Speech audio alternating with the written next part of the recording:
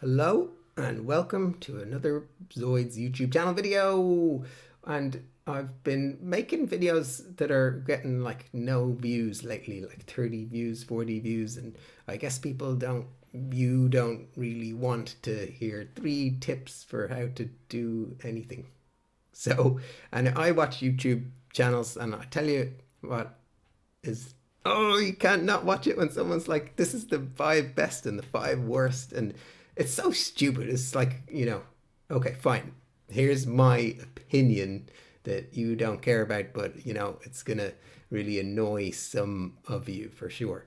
But, okay, we'll start with the 5 best of all time electronic music artists, in my opinion. Why do I care to put my opinion on the internet? Because I've basically been really into electronic music for 30 years. I was getting into it in the 90s and I was educated in it by DJs who spent their lives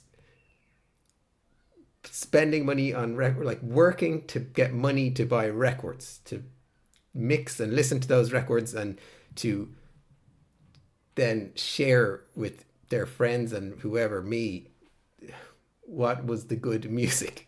And that's when I was 14, 15, 2 DJs in my neighborhood who were like that, really dedicated to music full time for years and years and years and years and years. And they introduced me to electronic music, Aphex Twin and the Orb and Orbital earlier, and then techno and Sturgeon and Jeff Mills and Detroit techno and Berlin techno and UK techno and IDM and electro and deep house and Steve Ackman and on and on and on and on and on and on. So, from the age of 15, I'm 46 now, and I have been listening and just talking about this music for all this time. And now I meet people who are younger, who are maybe in their 20s, and they don't have a clue about where electronic music came from. We didn't have a clue either in the 90s. We just thought techno was emerging, and we didn't have a clue where it came from in the 80s, in the late 70s, and Kraftwerk, and then Chicago and the gay scene and the DJs who invented the music, not just in Detroit, but house and techno wouldn't exist without each other, really. So all the history, last night a DJ saved my life. That's a really good book to read. But anyway, so in all the stuff I've listened to, how am I rating the best, right? For me, it's the best music is the music that is what I want to listen to again and again and again and again, not just one time.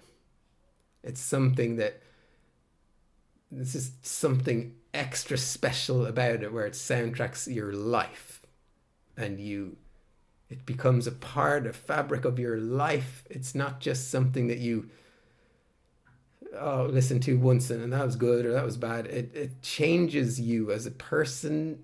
Maybe, like I will never get bored of listening to Aphex. There's something else out there about it. So this video is not just going on about Aphex. Aphex is number 1 on that list for me.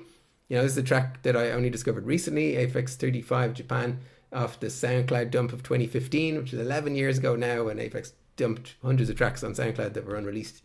This one is like a Polygon Window remix of something else, and it's so good. I'll just play a bit of it.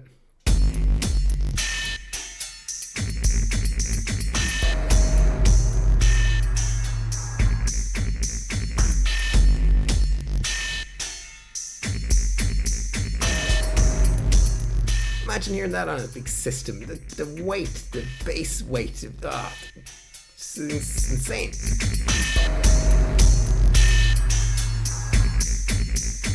Great fan-made video as well, Sprish.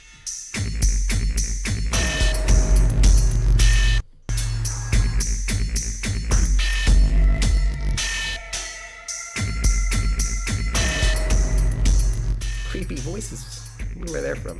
Probably some sample CD.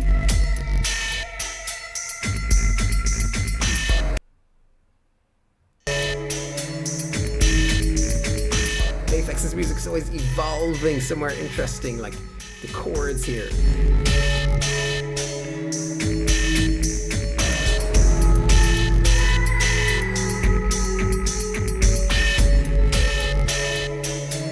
just brings you to like a, you know, a sunrise beach at the end of a night of raving in Cornwall. It's similar to the West of Ireland raves. It brings me to that kind of very mystical place. So that's number one for me. Number two in my list is Square Pusher. So Square Pusher, who I've been listening to for, I remember Vic Acid was the first Square Pusher track I've heard, and the name Square Pusher immediately, like the name Aphex Twin, I just was like, what's that? Before I heard the music, what's that? The name just grabbed me. So my friend, one of the two friends I talked about, Alan and Derek, they were the DJs that introduced me to electronic music. Derek was, I've heard this, he bought it in town. Have you heard this, Dan? Vic Acid, Square Pusher. I was like, no, and he put it on straight away. I was like, oh, another one. This had to get everything. And at a point, the early releases, the Reflex ones, like what's it called? Not Music is Rotted one now, that's the jazzy one. Square Pusher albums. I've bad memory now, forgetting the names. The Feed Me Weird Things, of course. Feed Me Weird Things. It was like just many listens to that. And then also Hard Normal Daddy and Chaos AD, Buzz Kaner, and just anyway, all his albums were incredible. And I kind of fell off a bit, like Eufabulum and those ones. Be Up Hello, I didn't really listen to that, and Hello Everything's a really great tracks on that, but I wasn't like keeping up buying everything at a point. It was just like the innovations of the early albums, this incredible tracks. I love Ultra Visitor, I love Do You Know Square Pusher, I know Go Plastic, they're all classics. But after that, I think Dostro Time last year was a return to form. I love Dostro Time. And then this year, this is, Square Pusher number 2 on this, and he's releasing a new album soon, and the track that's out, I mean, this is why Square Pusher's up there with Aphex. He's just not sitting on his laurels. He's creating new worlds that nobody's heard before. And this new album is him writing music for a concert orchestra and playing bass and programming drums. Let's have a listen.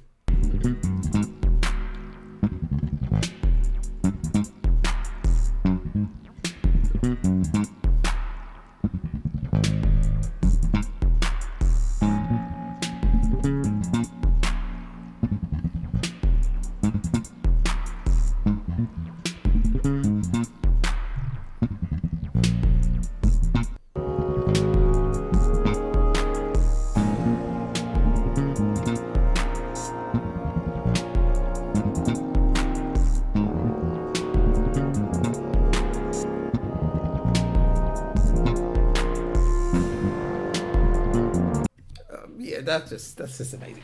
So he's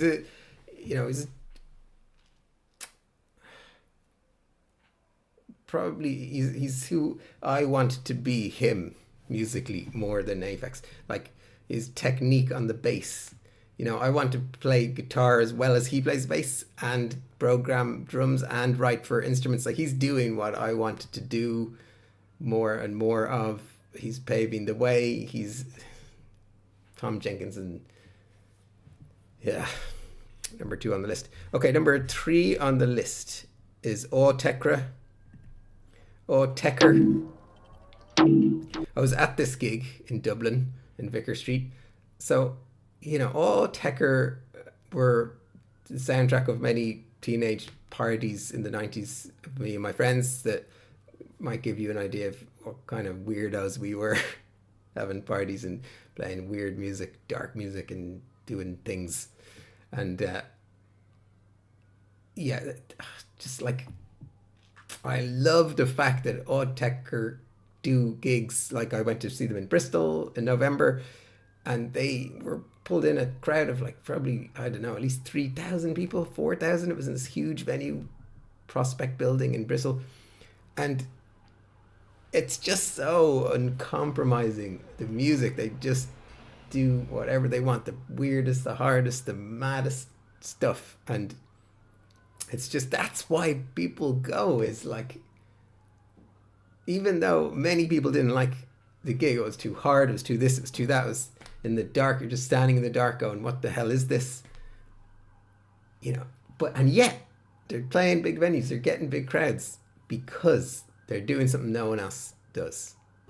To such an extent, to such an extreme, they're just miles away from anyone else. No one sounds like Autechre, no one touches Autechre live, is my opinion.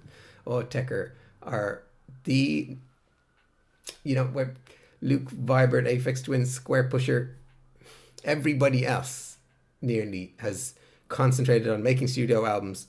And Aphex DJs, he doesn't play live. Well, he did that live set at Print House, which was amazing, but he doesn't often play live. He doesn't often DJ either now.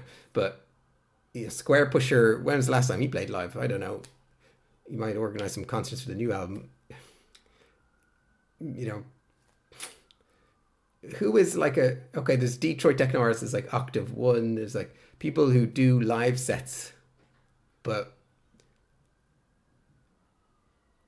Autechre just took it to another level. They just decided that they would create a rig where they could do a live set that would be like 90 minutes long, that would be, if they recorded it, it would be an album, and they could improvise it and do it different every time.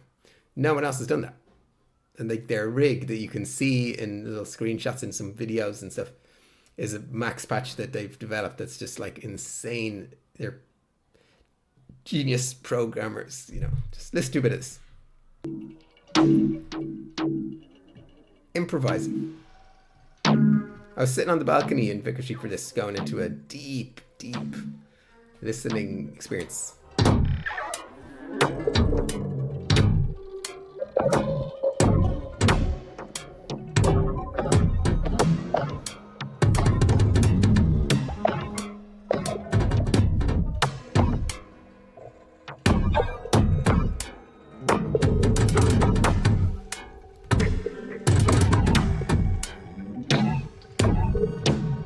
Okay, we'll fast forward a bit.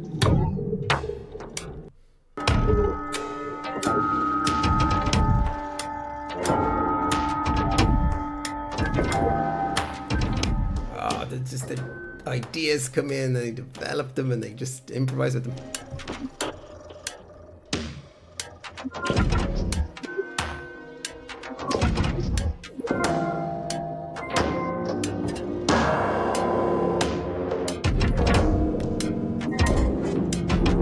Oh, so good. And this set just builds up and up and up. Listen to what happens.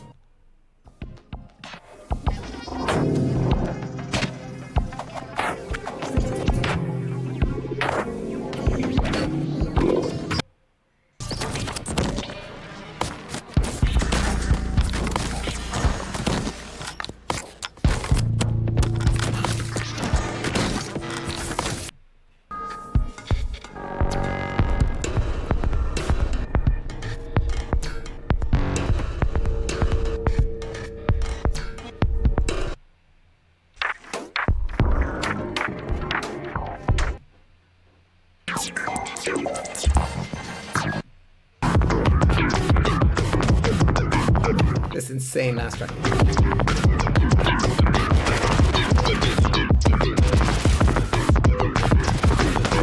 Amazing. I was wishing I was on the dance floor when I heard that. So Autechre definitely up there. You know, it's hard to order this list, but yeah, I mean, none of these artists give a crap about anything except making the music. Okay, so that's yeah, the fourth and fifth on my list of greatest of all time electronic music makers. Fourth is Bogdan Raczynski, who I loved from the moment I got Boku Mawakaran, his first album on Reflex. Reflex discovered him. The story is such a legendary story that, like, he moved to Japan, became homeless, found a laptop in a skip, and on this free laptop and free tracker software, he made loads of music, sent tapes to Reflex, and Reflex listen to it, and released 3 albums: Boku Wakaran, Samurai Math Beats, and Thinking of You, which are 3 classics, in my opinion, absolute classics. So my favorite track, there's so many good tracks on Thinking of You. I really love this one.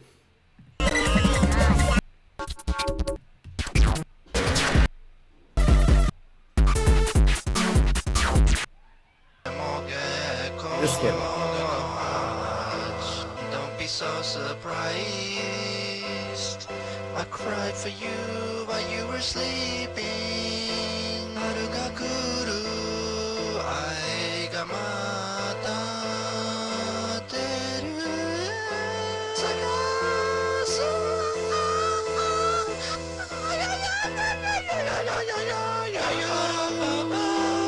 That's just a great song. Just tears at my heartstrings, and it's just a classic. And the whole album's a classic. It's just, Bogdan Rudziński is one of the most pure artists who, you know, it's just, when you listen to anything, his recent albums as well included, it's like, he is not concerned in any way about any scene or genre or style of music, or whether anyone will like it or whether anyone will listen. He's just doing what artists should do, is just like going deep into himself and being like, what do I want to make? What is me? And he does that, and he puts it out, and then that's, you know, it's really hard. It's really, really hard to do that as an artist, to just be like, I want to make something that's so weird and different, because that's what I want to do. Here we go, put it out in the world. So weird and different that, you know, no one might like it. No one. You have to eat, you have to make a living, like, I don't know, honestly. Super respect for Bogdan Rudziński. All right, so Boards of Canada next.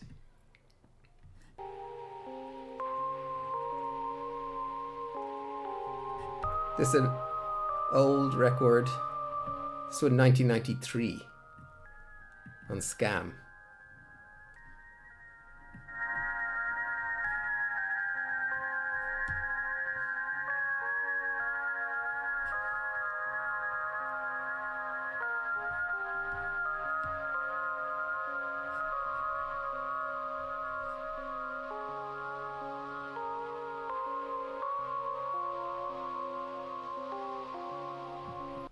I mean, the melodies they're just classics. That's Everything You Do Is a Balloon.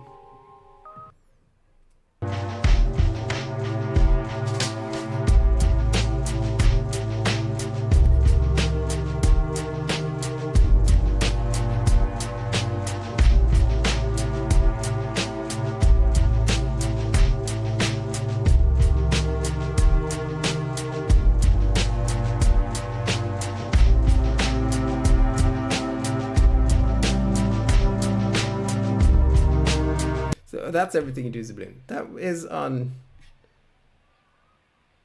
Music Has the Right to Children as well. There is a track on this, High Scores.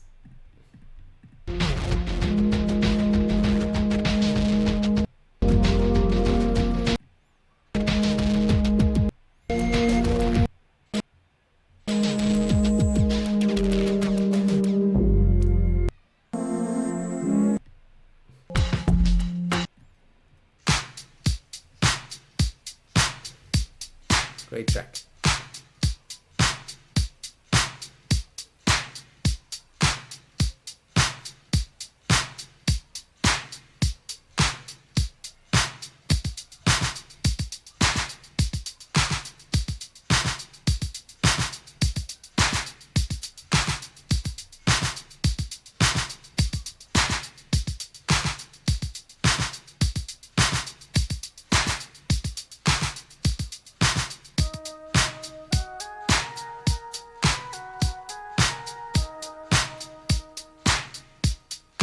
Such a Boards Canada melody.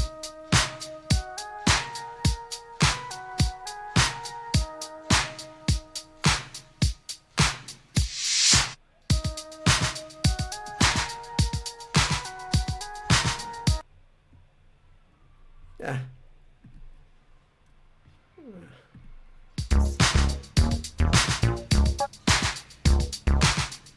Anyway, Music Has the Right to Children, and they're all their albums. They have their place in history because they sound like no one else, and their melodies are incredible. And they're another, never give any interviews, never play live. They just make their music and live on a commune in Scotland, and no one knows, what they're up to. They're true artists, private people who just make the music and get on with it. And the mystery, scam, who the hell runs it, I don't know. I'm sure there's another record that I was thinking of that I have that is High Scores, is it? Or yeah, it must be that one, High Scores. I think it is that track.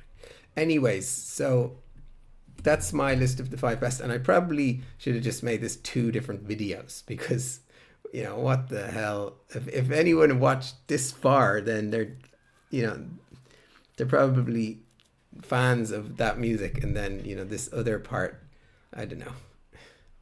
This is the part where I'm just gonna play music that I think is shit, that everybody likes, that's way more popular than the 5, except for Aphex.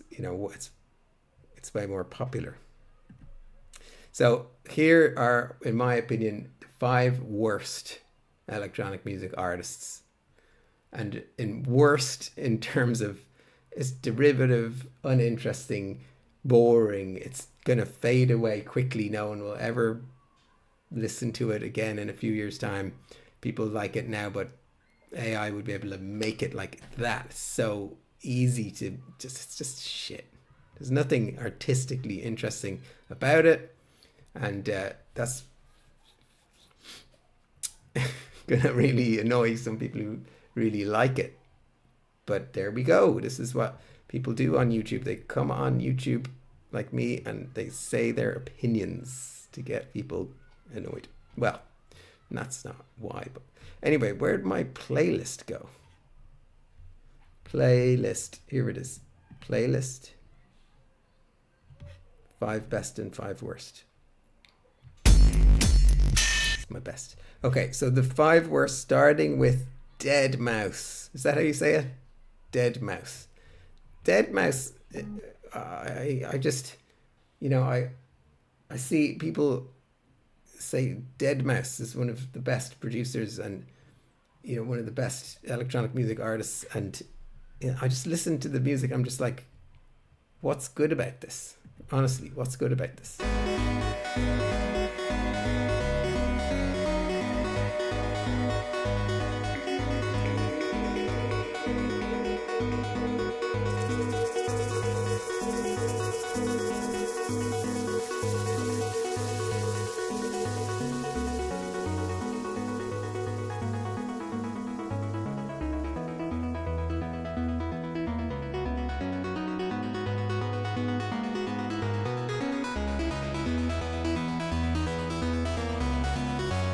Synth and a shaker and a bit of a major scale that's just like nothing interesting.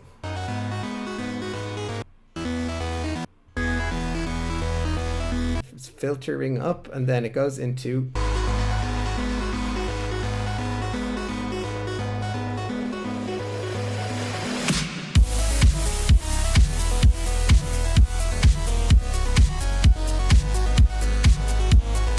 honestly, like it's just, first year in music school could come up with that. Playing the white keys on the piano, it's just like that's not a good piece of music. Sorry, that's not a good piece of music. Anyway, what happens after that? The same thing, and another organy. Okay, that's enough. Right, the next. Okay, Marshmallow. Does anybody like Marshmallow? I mean, in the way that our kisses taste sweeter after drinking. This song is so boring. Don't forget my love. Those feelings that the song gives you, people like those feelings. I totally understand why people like this music, and I totally understand why people gives them those feelings and they like those feelings, so they like that music. When, you know, I listen to this, the feelings that I get are very unpleasant when I listen to this. Unpleasant. Why do I have unpleasant feelings? Now, some people might say that it's because, you know, I'm something weird about me, or I'm messed up, or I'm a snob, music snob. I don't like it because it's so popular, because all these reasons, which I don't think has got anything to do with that. I think it's because I have programmed myself, I've habituated myself to listening to music that is unique, pushing boundaries. All the artists that I played did something no one ever did before. And I've cultivated an appreciation for the weird and wonderful and innovative music made in the world. And when I listen to music like this, you know, there's no doubt that it's well crafted. There's no doubt I have respect for the craft of the production and the vocals, and the song is written well. All of those things are true, and I'm not putting down anybody who likes it. But there's nothing interesting artistically about it, in my opinion.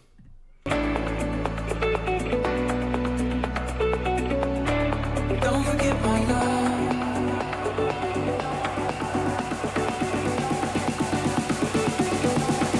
Don't forget my love. I would much rather just have silence than have to listen to that. That's just there's nothing, it's not doing anything positive for me. It's just it's just making a noise, just like, you know, why? Just turn it off. If I had to work somewhere where they were playing this all day, it would drive me mental. I would be like, quit. I would quit. You know, so that's me. That's why I don't have to work anywhere like that. Oh, that's the same. You know, does it have a good message? Does it do positive things in the world? Well, maybe. That's all. You know, it's great if it does that. That's great. But, you know, in my world, it does nothing for me. So there you go. There you know that now. You might not care, but you know. This is Diplo, who, you know, I've never heard the name. I don't know who it is.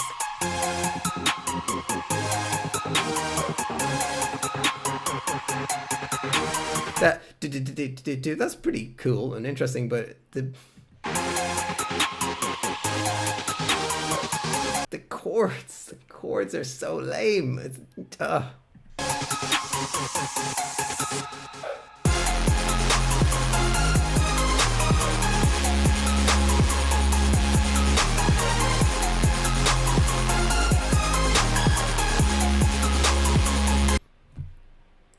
what's up? It's like a 6, 1, 4, 5, 4, something like that. It's just, why pop, just derivative, just no. I hope I don't copyright strikes. That's enough of that. Cascade is another, and like what this, you know, 1 million views. This song, 1 million views. Beat is good, well produced.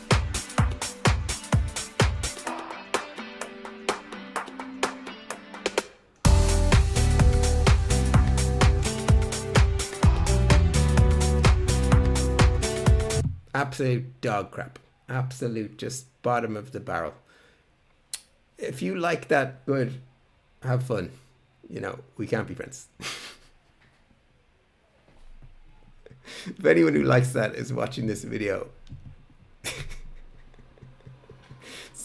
you probably just think I'm the worst person in the world. But, you know, I got the idea from watching other people do this on YouTube. Like, I hate that kind of music. It's just so easy to, like, AI could just get so many examples of beats like that and chords like that and melodies like that, and there's just so many. There's nothing unique about it. You play me that and I'd just be like, instantly just forget it and be like, turn that off. No. I look again into your eyes, and it's you, and it's me, love. It makes me feel physically sick. And the Martin Garrix, now this one, someone actually wanted to learn this in a class that okay, yeah, you know, the production is a bit more of my street. There's a nice bass sound. It's, you know, very well made. But my problem with this song is the melody, mainly.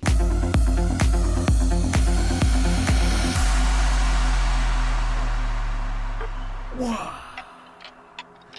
It's so commercial. I hate I hate that, like, vibe. I really don't like that vibe at all. And why do I not like that vibe? I hear that, I'm like, it's not for me. I don't fit in to the places where they play this music, the places where people congregate with this kind of music is not for me. If I was there, I'd be uncomfortable. I'd want to leave. It's weird, isn't it? It's weird. It's like, you know, if I went to a Bruce Springsteen concert, I'd be, what the fuck am I doing here? What, like, with all these Bruce Springsteen fans, I don't get that music. I don't like that music. I would not want to be there. I don't want to listen to Bruce Springsteen ever. I don't like his music at all. So it's kind of same thing here. This kind of music is not me. I don't like it. I think that I probably don't have much in common with the people who do like this music.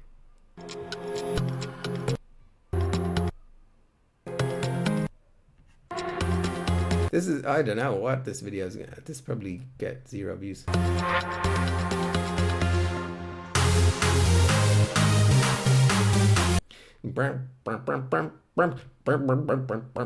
It sounds like some, like, Russian march from 1856, but in the modern era. But there's nothing wrong with that. Like, back in 1856, that was cool. But come on, man, that was like 170 years ago. Maybe it's long. It's been long enough so you can do it again.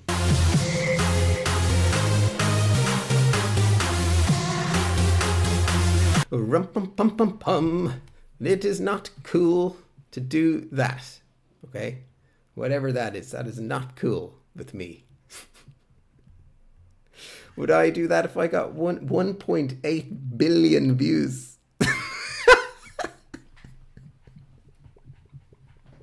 I take it back. I take it. It's very cool now. 1.82 billion views. A quarter of the earth has seen this. I just don't know what to say. How much money did you make from this song? Would I make a song like this if I could get that much money? Fuck it. Yeah. I would eat all my own opinions up. Yum, yum, yum, yum, yum. Just get rid of them and just make it. I like money. Give me money. I'll make a song like this. But I can't make a song like this. I can't physically or mentally, you know. I don't know what Martin Garrix's intention was. And, you know, maybe he wrote this when he was unknown and he just had a burning desire to make music, and he made this track and it blew up and he got rich, and what a wonderful story that would be. Maybe it was that, or maybe It was something else. It doesn't matter what it is, although I do like a good origin story behind a track. But what is true is that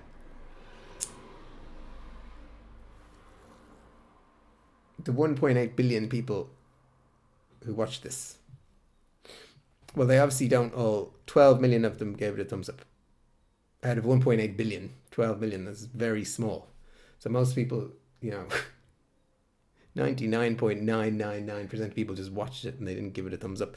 How many people gave it a thumbs down? Me. I dislike this. We cannot see how many. Martin Garrix was only 16 when he made the song. Now that is... Brrr, that is crazy.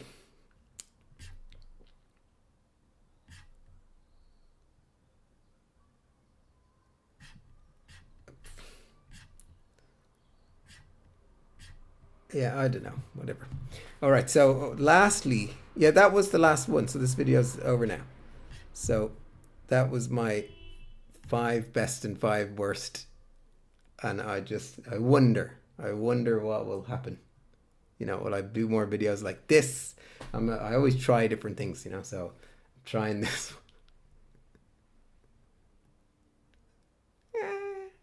All right. See ya.